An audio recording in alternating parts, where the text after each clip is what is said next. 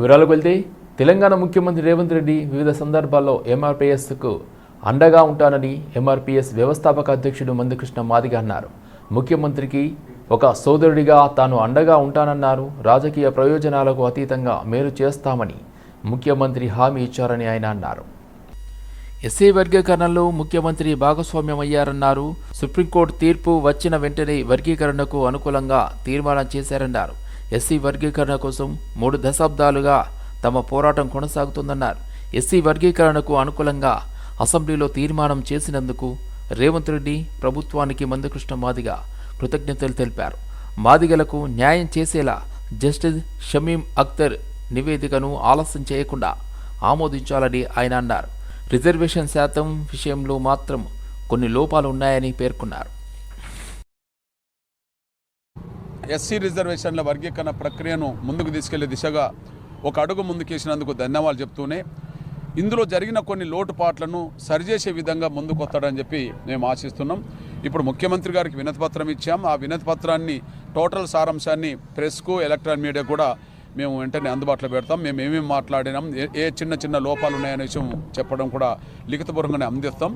ఇప్పుడు గౌరవ sub committee మంత్రివర్గ ఉపసంఘానికి సంబంధించిన సబ్ కమిటీ చైర్మన్ సోదరులు ఉత్తమ్ కుమార్ రెడ్డి గారి దృష్టికి కూడా వర్గీకరణకు ముందుకెళ్తున్నందుకు మేము అభినందించడానికి వెళుతున్నాం.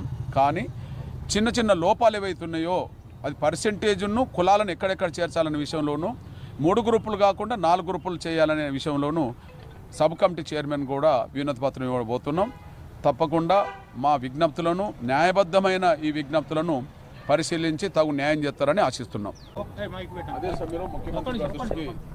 సమయంలో ముఖ్యమంత్రి దృష్టికి ఈ వర్గీకరణ ప్రక్రియలో ముందుకు సాగుతున్న చిన్న చిన్న లోపాలను సరిచేయాలనే ప్రయత్నం చేస్తూనే చేవెళ్ళ డిక్లరేషన్లో టోటల్గా ఉమ్మడి ఎస్సీ రిజర్వేషన్లను చేవెళ్ళ డిక్లరేషన్లో కాంగ్రెస్ పార్టీ ఎన్నికల మేనిఫెస్టో రిలీజ్ చేస్తున్న సమయంలో ఎస్సీ ఎస్టీలకు సంబంధించిన సభలో చేవెళ్ళ డిక్లరేషన్లో 15% నుంచి ఎస్సీలకు 18% చేస్తామనే హామీ ఏదైతున్నదో దాన్ని కూడా వర్గీకరణ ప్రక్రియను చేస్తూనే ఏదైతే ఇంకా అదనంగా 3% రిజర్వేషన్లు పెంచుతామనే హామీ ఉన్నదో దాన్ని కూడా వెంటనే అమలు చేసే విధంగా నిర్ణయాలు తీసుకోవాలని కూడా కోరడం జరిగింది. అప్పుడు ఆ 3% రిజర్వేషన్లప్పుడు కూడా ఎవరికి ఎంత రావాలో వాటికి అందులో పంచే విధంగా చూడాలని కూడా కోరడం జరిగింది. మల్కాజ్గిరి సర్కిల్ కార్యాలయంలో ప్రజావాణి కార్యక్రమం నిర్వహించారు. ఈ సందర్భంగా ఇంజనీరింగ్ పనుల్లో సిబ్బంది యొక్క నిర్లక్ష్యంపై కార్పొరేటర్ శ్రవణ్ అధికారులను నిలదీశారు. అధికారులు పనులు జరిగే ప్రదేశాన్ని ఎప్పటికప్పుడు సమీక్షించాలని కార్పొరేటర్ శ్రవణ్ డిమాండ్ చేశారు. చెరువులలో గుర్రపు డెక్క పెరుగుతున్నప్పటికీ సొంతంగా అధికారులు ఎందుకు చర్యలు తీసుకోవడం లేదని, ఆనంద్బాగ్ చౌరస్తాలో షీ టాయిలెట్స్ సంవత్సరాలుగా తెరబడి ఉన్నాయని, చెత్త దోమలు పేరుకుపోయి రోగాల నిలయంగా మారిందని అన్నారు.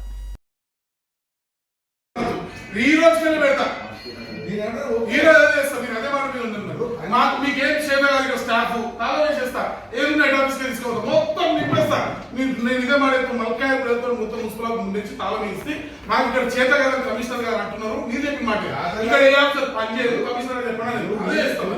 మీరు చెప్పండి, రేపు చేయకపోతే నేను శ్రవణ్ గారు ఎందుకు తీసి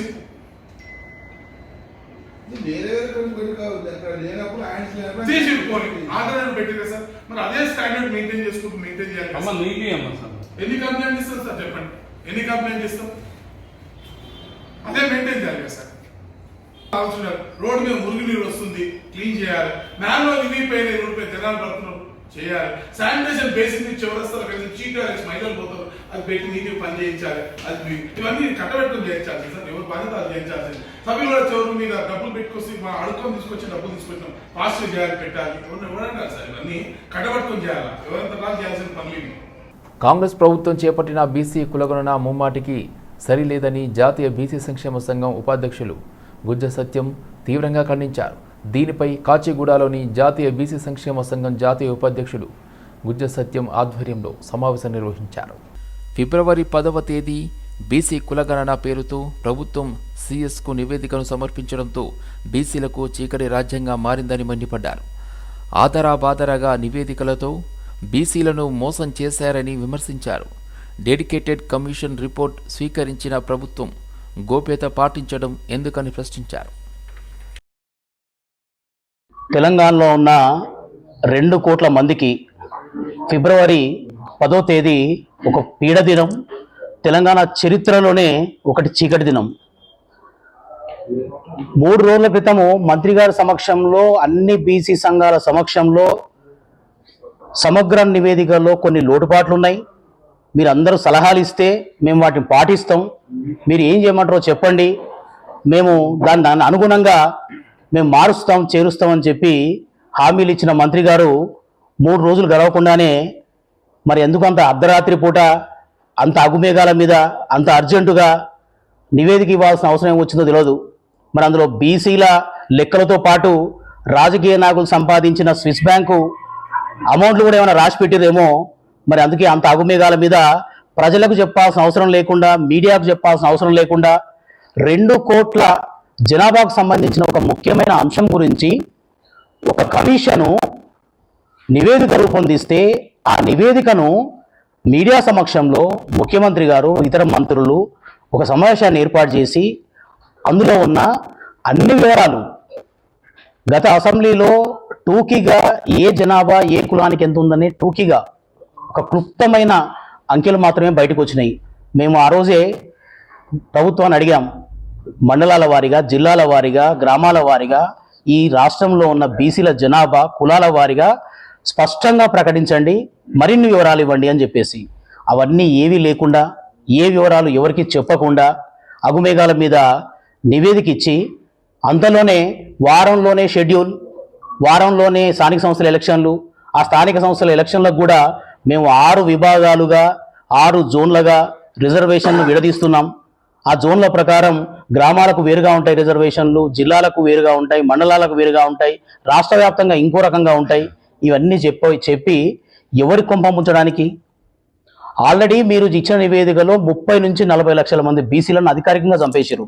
తెలంగాణ రాష్ట్రంలో ప్రభుత్వం ఏర్పాటై 14 నెలలు గడుస్తున్న స్థానిక సంస్థల ఎన్నికల నిర్వహణలో ప్రభుత్వం కాలయాపన చేస్తూ క్లిష్టమైన పరీక్షల సమయంలో ఎన్నికలు నిర్వహించడం విడ్డూరమని రాష్ట్ర సర్పంచుల సంఘం అధ్యక్షుడు గూడూరు లక్ష్మీ నరసింహారెడ్డి అన్నారు.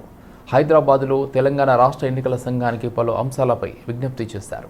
ఈ మేరకు ఎన్నికల సంఘం సంయుక్త కార్యదర్శి జయసింహారెడ్డికి వినతి పత్రం అందజేశారు. విద్యార్థుల భవిష్యత్తుకు తొలి మెట్లైన 10వ తరగతి, ఇంటర్ పరీక్షల సమయంలో స్థానిక సంస్థల ఎన్నికలు నిర్వహించవద్దని కోరారు. గ్రామీణ ప్రాంతాల్లో ఎన్నికల నిర్వహణతో విద్యార్థులు విద్యాభ్యాసంపై ఏకాగ్రత కోల్పోతారని, తీవ్ర ఒత్తిడికి లోనయ్యే అవకాశం ఉందన్నారు. పరీక్షలు ముగిసిన తర్వాతనే ఎన్నికలు నిర్వహించాలని అభ్యర్థించారు.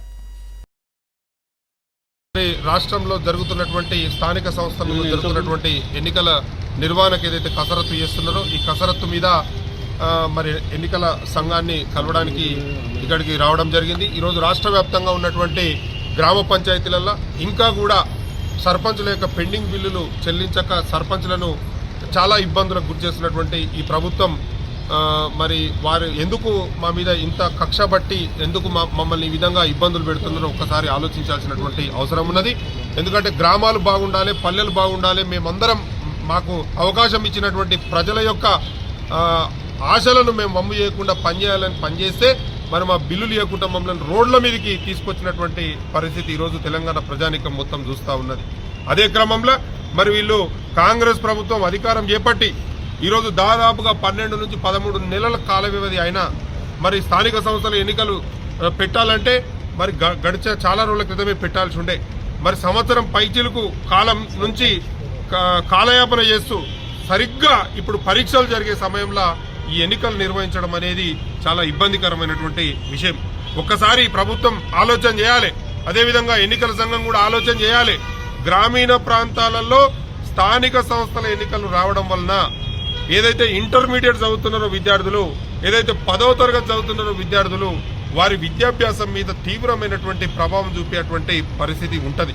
ఎందుకంటే ఇలా గ్రామాలలో ప్రచార కార్యక్రమాల నిర్వహణలో కానివ్వండి, వివిధ రకాలైనటువంటి మాధ్యమాలలో వాళ్ళు ప్రచారం నిర్వహిస్తూ ఉంటారు. స్థానిక సంస్థలలో విద్యార్థుల మీద పెను ప్రభావం పడుతుంది. పాఠశాలల ఎందుకంటే పాఠశాలలో పోయి పరీక్షలు రాసే సమయంలో ఓ పక్క ఎన్నికలు జరుగుతుంటే ఓ పక్క పరీక్షలు జరుగుతుంటే ఆ విద్యార్థులు ఒత్తిడికి లోనవుతారు. ఆ విద్యార్థుల యొక్క విద్యాభ్యాసం మీద కూడా ఈ ఎన్నికలు ప్రభావం చూపుతాయి. కాబట్టి ప్రభుత్వం ఒకసారి పునరాలోచన చేయాలి.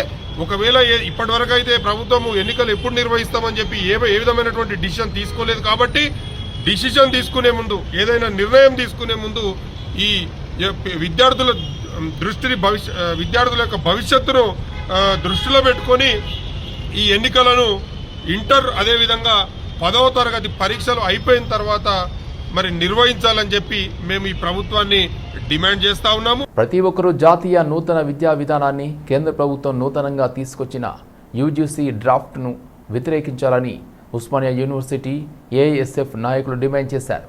ఓయూలోని ఆర్ట్స్ కళాశాల వద్ద ఏఐఎస్ఎఫ్ జాతీయ నాయకులతో కలిసి నిరసన వ్యక్తం చేశారు.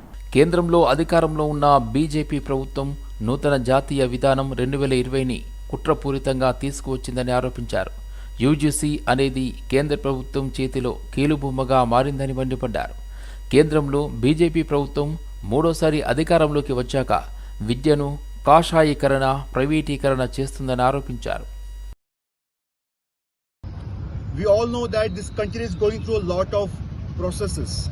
The one major process is basically the commercialization of education, privatization of education, and the union government through the National Education Policy 2020 has left no stone unturned to privatize the education, to sell the public education, whatever left in this country. The recent guidelines by the UGC, they are basically nothing but it's a reflection of the National Education Policy. The reflection of the policy of concentration is a saffronization and commercialization of education. All India Students Federation, from day one, from the initially, we were the first ones to oppose the National Education Policy, and we have been doing so past several years. Education policy of this India, this 21st century education policy, has not even been discussed. Modi ji talks about the constitution. He touches the constitution book just like a holy text.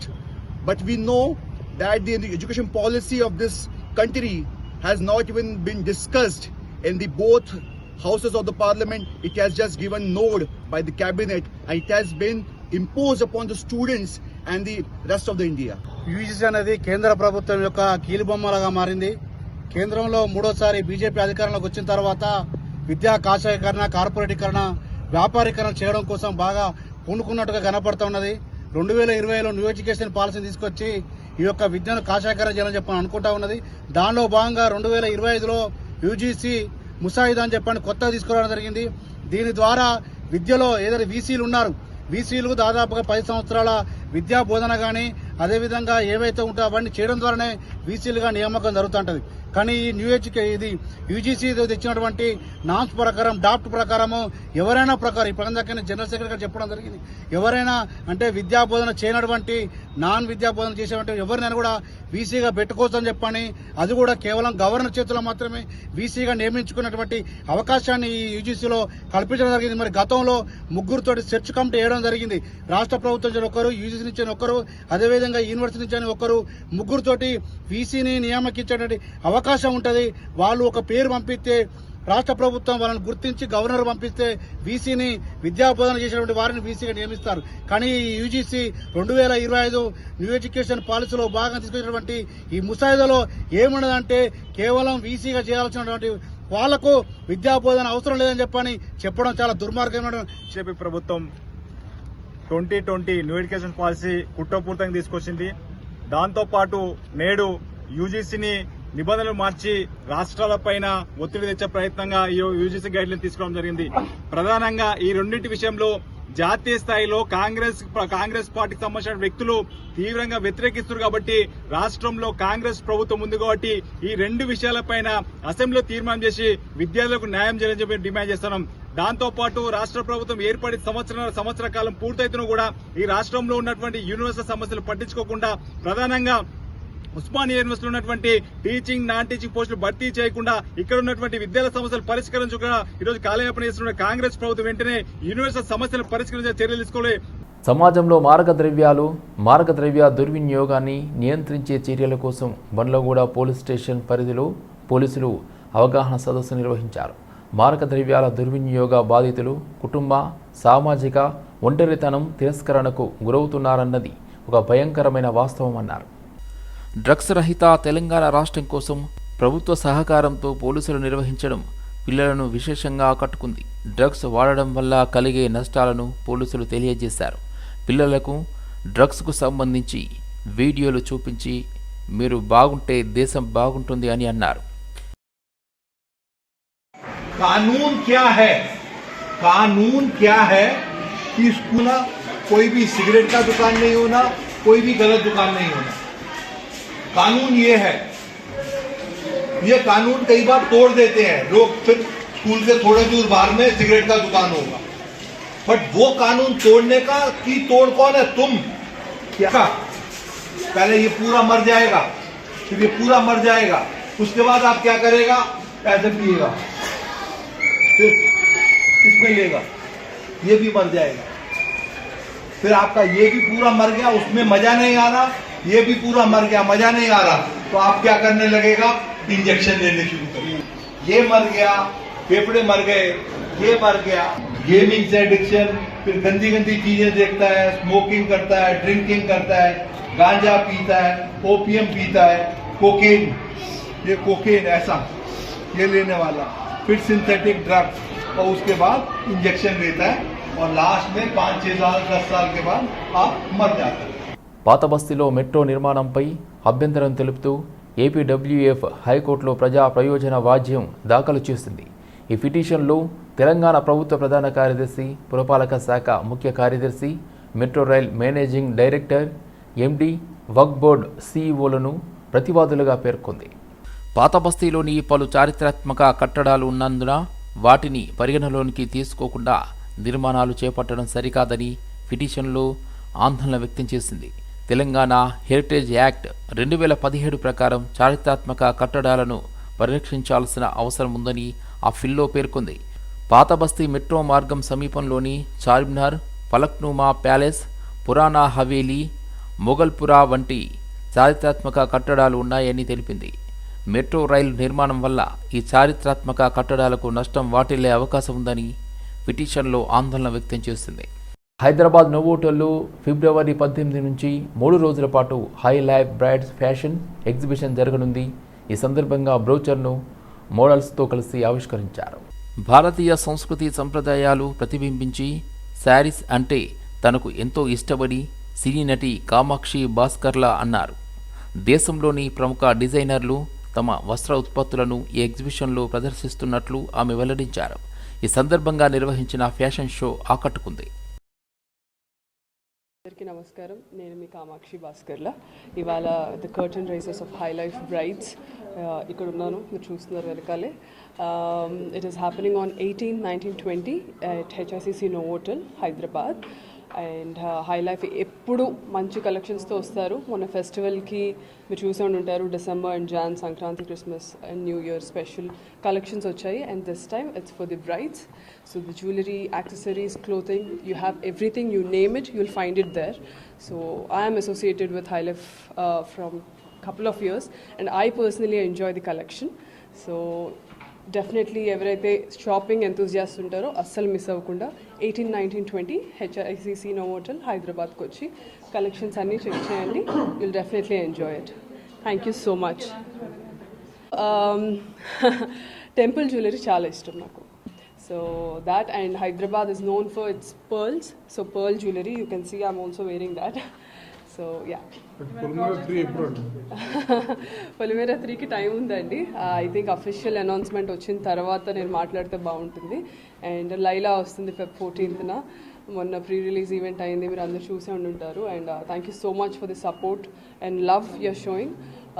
We are coming up with nice fun film. Feb 14th అందరూ Valentine's డేకి కడుపుబ్బ నవ్వుకుంటారు. That's for sure. Hi everyone, this is Ritika Chakraborty here. Well, High Life Brides is about to happen on 18th, 19th and 20th of Feb at HICC Novotel.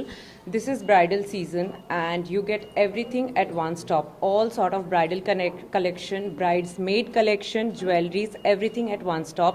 Temple jewelry, gold, diamond and artificial jewelry, everything at one stop.